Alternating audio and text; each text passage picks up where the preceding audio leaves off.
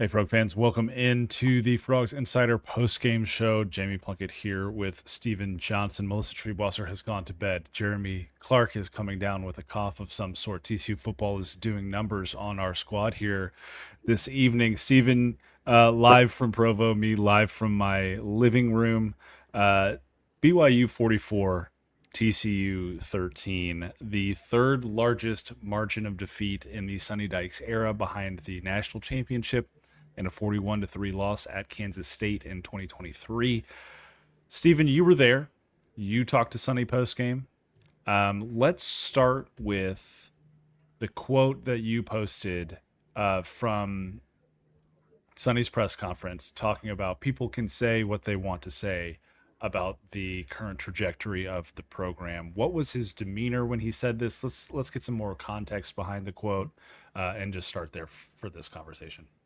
Well, first, I got to give a shout out to you because honestly, your tweet that I retweeted was the reason I asked it. And also, obviously, the comments he had after that Baylor win a couple weeks ago. I just wanted to give him an opportunity to maybe speak to the fan base that's obviously growing frustrated. But it felt like, I wouldn't say, I think some people are taking it as nonchalant. I think Sonny was about to get a little frustrated, honestly, but then eventually kind of just say, whatever, man. And I like Sonny Dykes. Sonny Dykes has been good to me. He's done a lot for my career. But I got to say, I thought that was a really weak answer.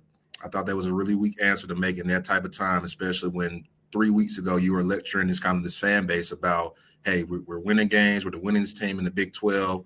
Well, when you lose like this, when you lose like you did last week against Iowa State, you can't blame this fan base if they say, so what? So what if you beat, so what if you beat SMU? So what if you beat up on North Carolina and West Virginia and Colorado? Right now, what is Sonny's signature win since the Fiesta Bowl? Tech last year, maybe SMU this year. SMU's going on a run. So I just thought in the opportunity, you can't puff your chest out a couple weeks ago after you beat Baylor, and then you kind of collapse after that. And then when you have a chance to address this fan base, and I think they need to know that you're determined to turn these around. I think they need to know you're pissed off about what's going on. So when you use that opportunity, just kind of say, no, whatever, man. Y'all can think what y'all want to think.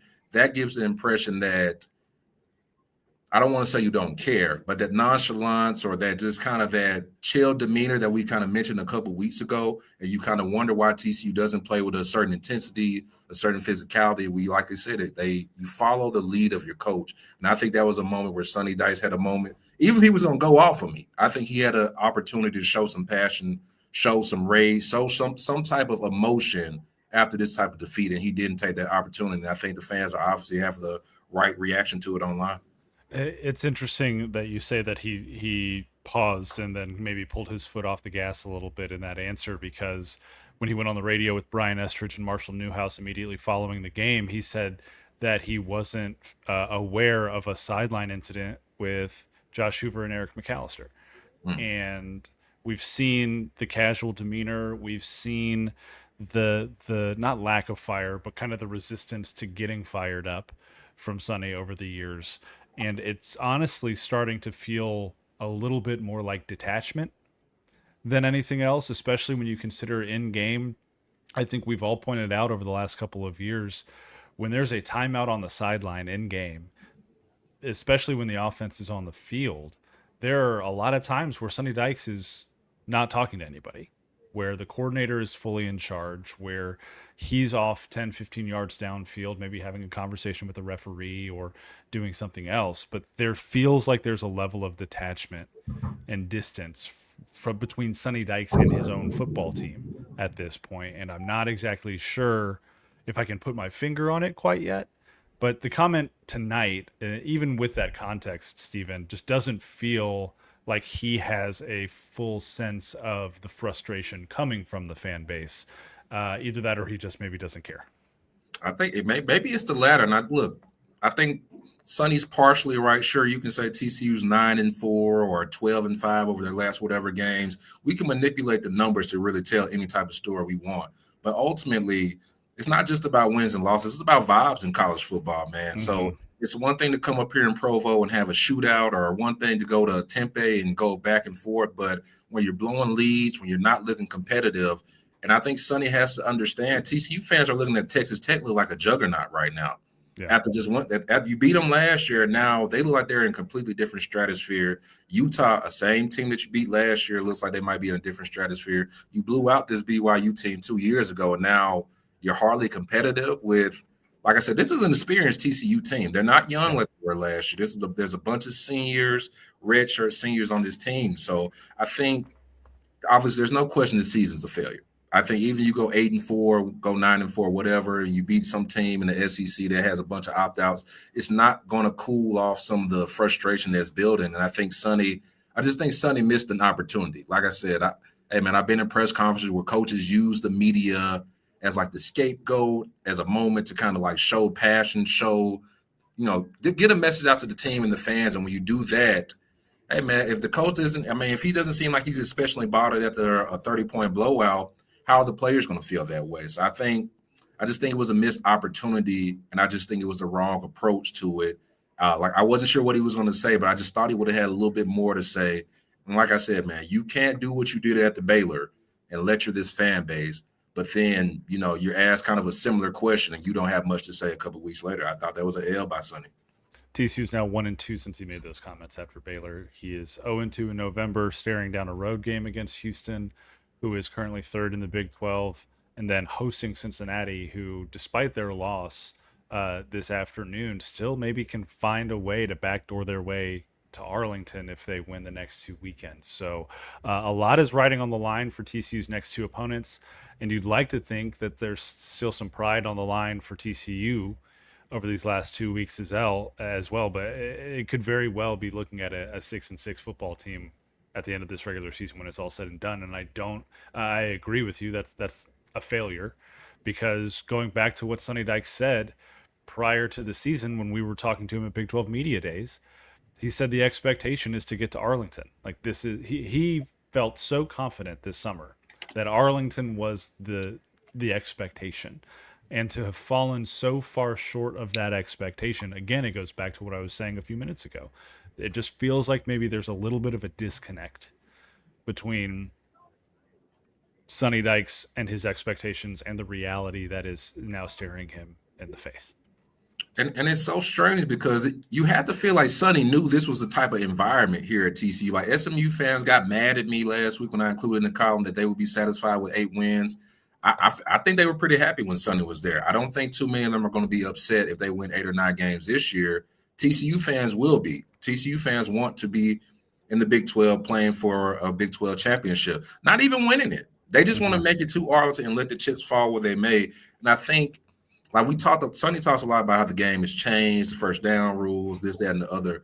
I don't know if he's fully caught up to the fact that the 12-team playoff has completely changed expectations. Yeah. When it's a 14 playoff, I think fans understood even winning the Big 12 might not necessarily be enough to get in the field. But now the reality is, if you win your league, you're going to the Big 12 championship. And when you're not even really competing for it, and for a third straight season, the fan base is going to get frustrated. Like winning 8 games is okay. It's fine. At a place like Kansas, sorry, SMU fans, or somewhere else. But here at TCU, 8 wins is supposed to be a prelude to winning 10 games in the regular season or winning 11 games. And I think either Sonny has just, like the comments after Baylor and the comments tonight just made me feel like either Sonny just doesn't understand or he's frustrated himself about the expectations. But this is why you came to Fort Worth, man. You saw it in your first year. You saw it across multiple years under Gary Patterson in the Mountain West and the Big 12 that TCU can win at a high level. So that's the expectation, man. And that's what you chose. That's what you wanted.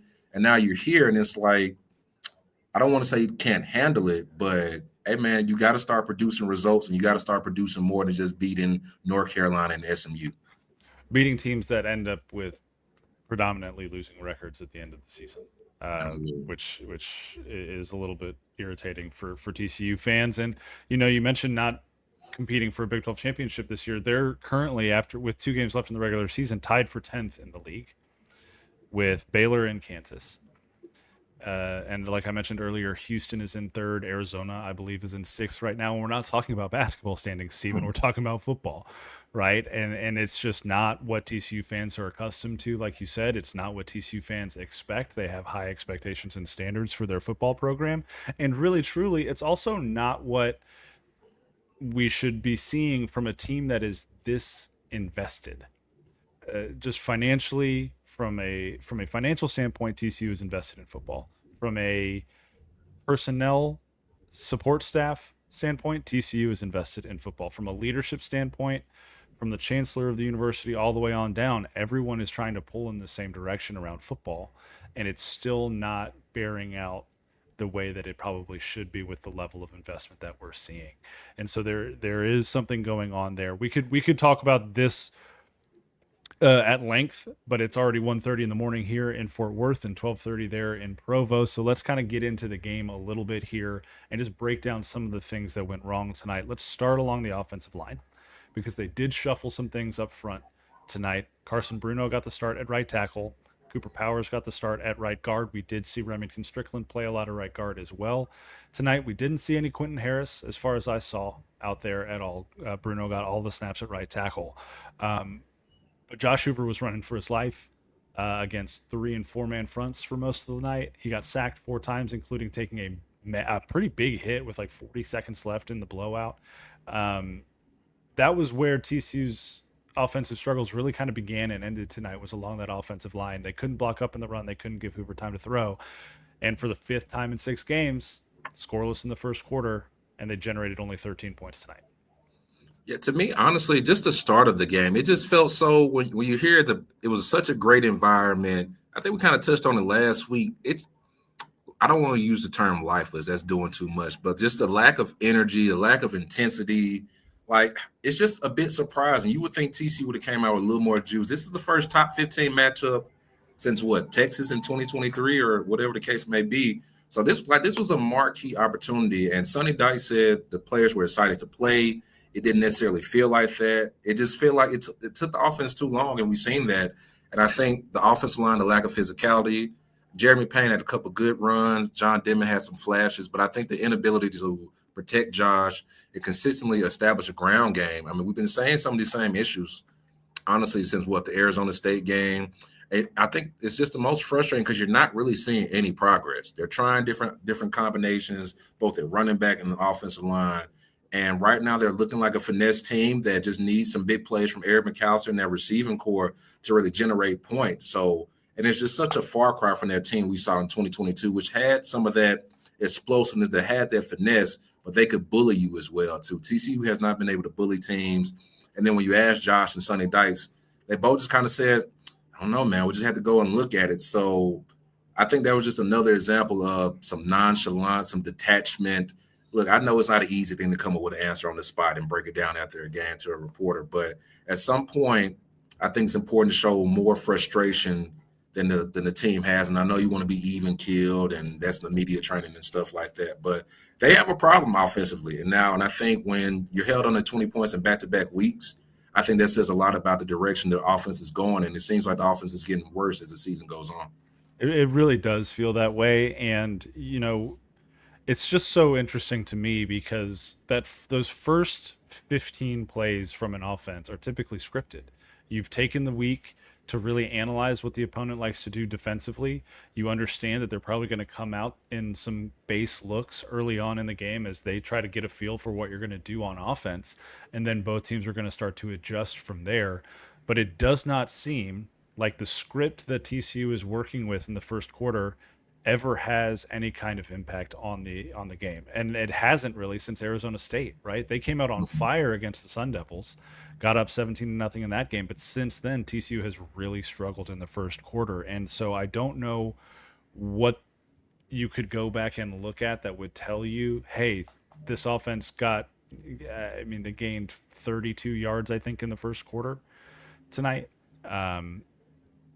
What do you need to see on film to know that that wasn't good enough? I think maybe there's a process issue that's coming into play here, because if you're having the same problem so consistently, you've got to start to adjust the process a little bit and maybe start earlier in the week with how you're going to attack a team offensively. There's clearly some frustration with the offense. We saw it kind of blow up on the sideline tonight. Josh Hoover got in Eric McAllister's face, pointed a finger in his face. I think that next drive, TCU went out and scored their only touchdown of the night, and Hoover found McAllister a couple of times on that drive for really good gains. When you see something like that going on in the middle of a game, Stephen, and I know you talked to Josh about this afterward as well, do you chalk that up really to just kind of in the moment frustration, or do you think that that bears out some more long term concern for TCU? To me, it bears out long term concern. I know Josh says there's no bad blood, and I don't think there is either, but I think the players are starting to feel that frustration. They're starting to feel that, hey, we're not performing up to our standards. This is supposed to be one of the best offenses in the Big 12 in the country. Brought back Josh, you bring back Eric, you found good enough receivers in the portal to replace JP and Jack and Savion and things like that. So they're performing far under their expectations. At first, it was just they're not as good away from Fort Worth, but now back-to-back weeks, 17 points last week, 13 points this week, and BYU has a great defense. But to me, it's not like they were playing some type of prime SEC defense from a personnel standpoint. They had opportunities, but like I said, they just lack physicality right now. And I think the inability to produce, and then obviously for the first time this season, it feels like the defense just didn't have anything for BYU. Shout out to the BYU offensive coordinator. I think that was probably one of the best games a coordinator that TCU has had probably since that Georgia game. The jet sweeps, the speed options. And when you see that type of creativity, maybe it's just the fact that Bachmeier is a little bit more athletic than Josh. It just seems like it's a big difference in the creativity we saw from that BYU offense as opposed to what we see from TCU. Maybe that's a personnel standpoint, but I would like to think TCU has just the same quality, if not better, athletes than BYU. So I think it's getting to the players. I'm not saying Josh and Eric have beef, but I think they understand that, hey, man, we're laying the egg, and obviously they laid an egg tonight. It's going to be really interesting to see how they respond these last 2 weeks of the regular season, because that could be pretty significant for what the roster looks like in 2026 as well. Defensively, more issues than we've seen in a while from the defense. BYU scored on its first 7 drives of the game, didn't punt until just under 11 minutes left in the fourth quarter. Obviously, had the botched punt the second time they punted that set TCU up. They didn't do anything with that. But defensively tonight, it looked like you mentioned, BYU's offensive coordinator put together a really good game plan, and he put TCU's defense in this conflict where they could either stack the box and try to slow down Bear Bachmeier in this run game, which ran for, I believe, 6.5 yards a carry tonight, or they could help the corners and go with the light box. And it didn't seem like TCU really knew which way to go to try and slow things down, and so they were just kind of stuck in the middle for the first 50 minutes of the football game tonight, and BYU really just kind of had their way. Yeah, absolutely. I think obviously the offensive line did a really good job, and I think TCU tried a little bit of everything. They sent 0 blitzes. I remember that 0 blitz on the first drive of the game. They got lucky that the guy dropped it in an end zone, but it really just felt like BYU just had a counter for everything they wanted to do. Like some of that play action, like the tight end, it seemed like BYU just did a great job of identifying things that TCU struggled at. One thing we know they've really have struggled all year at is guarding these tight ends. Carson Ryan had, I think, maybe 79 yards on 4 catches. He had one on almost a 50-yard touchdown where he didn't look that fast to me, but somehow he outran the entire TCU secondary. Then I think in the second half, I think they started being even more aggressive with some of those long passes. They got a DPI on Javon McIver, which we've obviously TCU struggled with. And they just did a really good job of mainly staying in third and short, fourth and short. And I got to give Bachmeier credit, man. I was completely asleep on him as a quarterback at the beginning. I thought BYU was going to be a pretender. I thought there's no way you would have thought he was a freshman with the way he played tonight. It seemed like every decision he made was the right one, whether or not they caught the pass or not. So that maturity, that poise, and then you compare it to Josh, who's just kind of scrambling and running around for his life, man. I just think BYU had an answer for everything TCU wanted to do. And when your offensive line can dominate at the line of scrimmage, that allows you to do a lot of things like run those options, run those jet sweeps, and some of those longer forming play action passes. That's one of the things we maybe haven't talked about enough yet this season is, while we've seen improvement from TCU's defense against the run, TCU's outside the top 100 when it comes to pressure generated against opposing quarterbacks across the country, and that's been a real deficit for this defense this year. It's part of the reason I think the secondary has had some of the challenges that they've had is because the quarterback has a lot of time to stand back and throw. And Bachmeier did tonight, and when he did have that time, he delivered really nice passes. He was throwing darts all over the field, which is such an interesting difference from what we saw from BYU a week ago down in Lubbock against Texas Tech, where he was running for his life. He didn't look comfortable. He looked a lot like a freshman would typically look in that kind of environment, but he looked completely comfortable back home in Provo tonight and delivered an incredible game. 23 of 33 for 296 yards and a touchdown. He also carried the ball 10 times for 59 yards and another touchdown. Just a fantastic game from him to kind of lead that offense to that incredible night. They pulled their foot off the gas pretty significantly. They had 344 yards of offense at halftime. They finished with 447. That could have been more. They could have gotten over 500. They could have put a 50 burger on TCU if they had really wanted to, but they pulled back there in the fourth quarter. Let's get to one question. We have a super chat from Joe Blankenship who says, "Can we please finally have a coaching changes discussion?" Now, I don't know that we're going to be able to deliver any news to folks in this moment because there's really no news to deliver. But you would have to think, Stephen, we felt like this in 2023 a little bit on the defensive side of the football. There were some frustrations and some struggles that could not go overlooked anymore, despite the fact that TCU was coming off of that 13-2 season.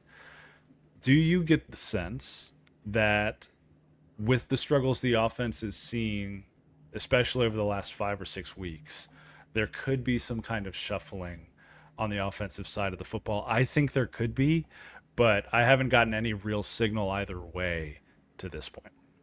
I'm kind of in the same boat as you. I'm not right now in the position to say like TCU. I know somebody was disappointing me last week, thought I was going to have some type of scoop about TCU letting Sonny go. I think unless they get blown out, like this type of blowout in these next 2 games, I think it would be really tough for TCU to make a head coaching change in this market with so many top-tier jobs, not to mention this buyout. So I think it will probably be some position coaches. I think the biggest question will be for Sonny, especially if the offense struggles. I think Coach Ricker on the O-line has kind of been the guy I think a lot of people are assuming will probably be changed out because obviously you can't let Malcolm Keller go. He's a top-notch recruiter, developer of talent. I think Jimmy Smith has been okay. Is that an O-line thing or a running back thing? So I think Ricker will probably be the guy that might be feeling the most pressure. But also you have to ask this question because the fan base turning on Sonny Dykes started with the hiring of Kendall Browse. And I think you were able to justify when you're putting up points and you're top 30 in the country and scoring offense and things like that. And I think generally speaking, Kendall's done a good job. But if the offense looks like this in the next couple of weeks, you got to ask yourself, is it worth it? I mean, he said for Sonny's perspective, it has been for the last couple of seasons. But if you're not producing at a high level, you got to make some radical changes on offense. You're an offensive guru, so you can't afford the offense to be bad. So I think on the O-line will be the most likely change if the season keeps going as it is. But like I said, man, if TCU's failing to score 20 points in the next 2 games, I know Houston and Cincinnati have 2 decent defenses. But if the offense keeps looking like this, like it did against Iowa State and it did tonight, I think it's a real question that Sonny's going to have to ask himself, man. I know Kendall. I know he has a great relationship with the Browse family, but ultimately it's about results. And we also know with the Browse family and his connection to Baylor, it's a little bit deeper than just results. I think those 2 names on offense will be the ones to watch. I think so too, and it almost feels like an opposite situation of what's happening down at Baylor right now with Dave Aranda taking over play calling defensively this year. They gave up 55 points to Utah tonight, and things are not going in a good direction there where the head coach is supposed to be the defensive specialist. Here at TCU, like you said, Sonny's the offensive guru. He's coached a lot of really good quarterbacks. He's recruited a ton of good wide receivers everywhere he's been, and the results just haven't been there. I will say this, and I think this is a unique coaching cycle to be in the head coaching market because of, like you said, the jobs that are already open, but also because of the extensions we've already seen from some places, with Signetti getting his, Rule getting his, Lashley getting his. I think Mike Elko just inked one today after A&M had that comeback against South Carolina. And so all of these names that kind of came up to the top of the rumor list when Penn State and Arkansas opened up, they're all staying put now. And so you're starting to see maybe the pool of candidates shrink a little bit, and there are going to be more jobs that come open before the season's over. Do you really want to be in that market this year? I don't think so.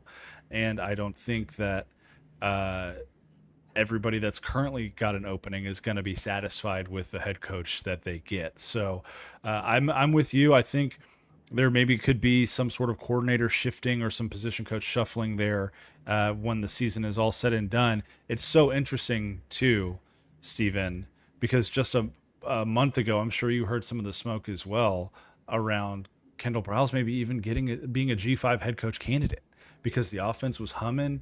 He had Hoover looking really good. We were talking Heisman with Josh like Mhm. 6-7 weeks ago, and there were some real thoughts of, hey, if North Texas comes open, if Texas State comes open, if Memphis comes open, maybe there's an opportunity for Kendall Browse to finally take that leap. And now we're fully swinging in the other direction. It's just a signal of how quickly things can change in college football these days and how volatile a situation like TCU's is currently. No, man, it's like life comes at you fast. I don't think anybody this time last year would have taken like Tech in the direction Tech was in over TCU. Now, with the way they're recruiting, with the way this team is looking, they look like in just one offseason, they've become that one program that can be that next Texas or Oklahoma. So when you have that hanging over your head, I think that's only made things worse around here. And I thought you made a great point about the candidates. I know some TCU fans want to see a change, but are you really going to get excited to see Ryan Silverfield coaching here? I'm from Memphis, like Ryan, but I don't think that type of coach is going to move you. So I think the smarter thing would be to wait. And like I said, if you're Mike Buddy, you don't need to rush and make a decision because if you make a change, the fan base is going to love it either way. So I think TCU is just in a weird spot right now. I think both with direction of the program, they still have a chance to finish 8-4, maybe 9-4, and most programs would want that season. But TCU wants to be like Texas. TCU wants to be like Alabama. They want to compete at the upper echelon of the sport. They don't want to be a program that's comfortable with 7 or 8 wins, and that's what you signed up for. So I think Sonny is getting to that point where I don't think Sonny's on the hot seat right now. What we can debate whether he should be, but I think like the cycle, his overall record, and the fact you still have a new AD that I think still wants to take his time and get a lay of the land. I don't think he's on the hot seat, but I do think he has to really consider, really look in the mirror, man, and say, is this the staff I want to bet on? Because year 5 is going to be make or break, regardless of how they finish. Year 5 is going to be make or break. And I think he has to understand that next year, if you don't make it to Arlington, you better at least finish 10-2. Yeah. I mean, those are the expectations for this year. You've fallen short, and if you don't get it 2 years in a row, yeah, there's going to be pretty significant issues. We got a $20 super sticker from John Gutierrez, so I am going to post his comment up here really quick as we start to wrap things up. If another conference realignment happens, TCU risks being left out. Left on the outside looking in. And yeah, that's true with every Big 12 team, right? That's true with pretty much every ACC team outside of maybe North Carolina, Florida State, and Clemson, maybe Miami, depending. But yeah, so this is not a good time to be mediocre in college football. It's just not. And there have been bad times to be mediocre in the past. TCU wasn't. And we saw their climb playing conference roulette there for a good 10 years or so to get where they are today. And so I think that's part of kind of layered into TCU's disappointment is they know how far they've they've come. This has been a long road for TCU and for its fan base to get even into the Big 12 where they felt they belonged since 1994. And to see this level of mediocrity start to settle in over the football program at a time where change is relatively imminent in the next 4 or 5 years, I can understand some of the irritation maybe ratcheting up a little bit sooner than we're used to. Because I think if this was a different like contextual situation from a national standpoint, from a realignment standpoint, TCU fans would still be frustrated, but they maybe wouldn't be as fired up as we've seen them over the last month or so, where they're already calling for Sonny's job. Mm.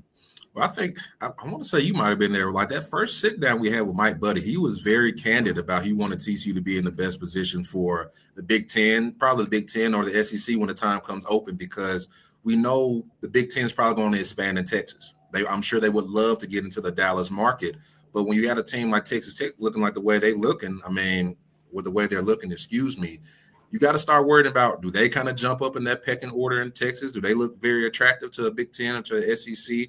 So I think the timing, like I said, the expansion of the playoff field, the looming realignment, whether that's 2029 or 2030, all this stuff matters. All this stuff matters. And like I said, there was always kind of this thought process that TCU was probably the best program set up to be the next Texas or Oklahoma because of the location, because of the investment, because of the tradition.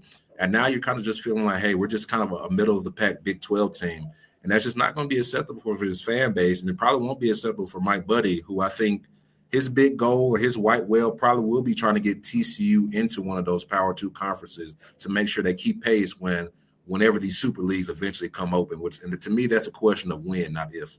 It absolutely is when, not if. And you're right in the fact that Mike Buddy has consistently been very open about the expectations for football and for other sports. He said multiple times, when we're investing at the level that we are, championships are the expectation. And he says if you're competing for Big 12 championships, the expectation is that you're competing for national championships as well. So all of that kind of points in a direction. I don't think we need to really spell it out for folks, but there is some pressure probably being felt around the building these days because of the lack of serious results against serious opponents, which has been lacking since the start of 2023. This was, by the way, Stephen, as we wrap up, the first ranked opponent TCU has played since Oklahoma at the end of the 2023 season.